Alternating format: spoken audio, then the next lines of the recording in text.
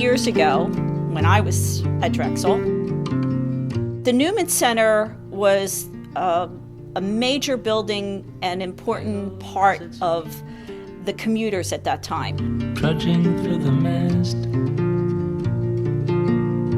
They had a cafeteria in the basement of the Newman Center, best cheesesteaks anywhere, and we would have activities there.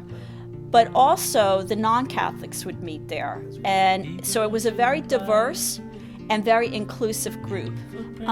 It was home for me because I spent so much time here. A group of friends that I have still to this day, and I graduated in 1977, so it became part of my life and part of who I am, and the connection that we had was somehow lost between the university and the alumni and the Newman Center. So I came to Drexel as a freshman back in 2009, 2010, and we had a Newman Center. It was a little different structure than the one that we have now. The building got sold and it became the Interfaith Chapel, and so that was a really big change for us. I really hate to say it like this, but it almost sort of died. Things were slow, to put it nicely. There was very little ministry to speak of. There was no campus profile in terms of the Newman Center being well known beyond the very tiny circle of students who were already very involved. A lot of that had to do with turnover of professional staff. At that Newman dinner, dollar dinner, whatever, that I went to with my cousin, that's where I met Mike Chavanis. So the next time I think I saw him was I went to the Ash Wednesday Mass that year.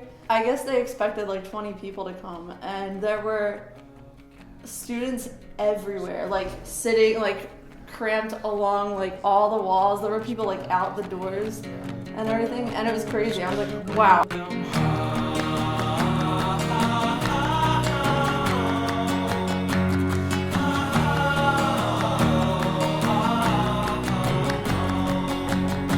And so I'm happy to say that now 4 years later we have a large, vibrant, functioning campus ministry that a lot of students really call home. And I'm very, very proud of that, but numbers aren't the only criteria for a good campus ministry.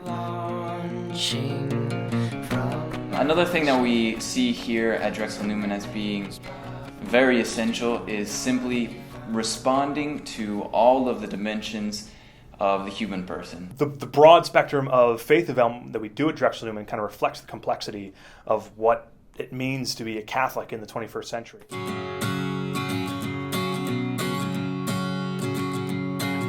Here at Drexel Newman, we have a ton of leadership opportunities for the students.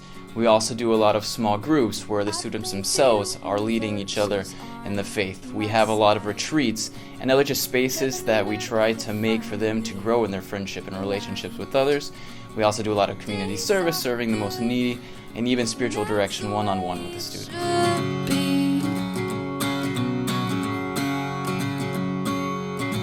You sprinkle stardust on my pillowcase. Since I've arrived here in Philadelphia, the experience has been amazing. The experience of God's blessing of seeing these young men and women in the Drexel Newman ministry grow in their faith has been incredible.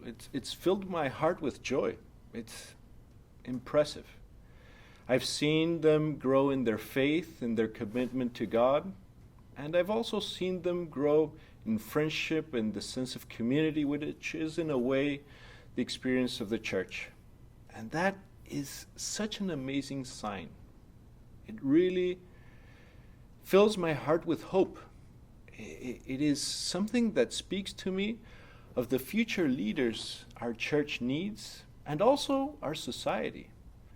That little by little, through these men and women, we might get closer to what we dream so much, that someday we might have the civilization of love amongst us.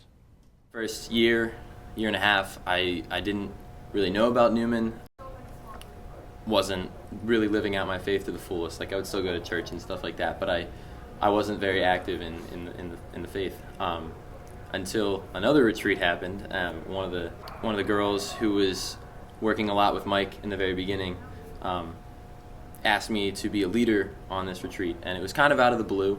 And it really is scary to start over making friends and everything. So I was really nervous, and I started coming to Newman events. Ever since that point, my sophomore year, I've been involved and have kind of kept getting more involved, as in like going to, getting on the exec board.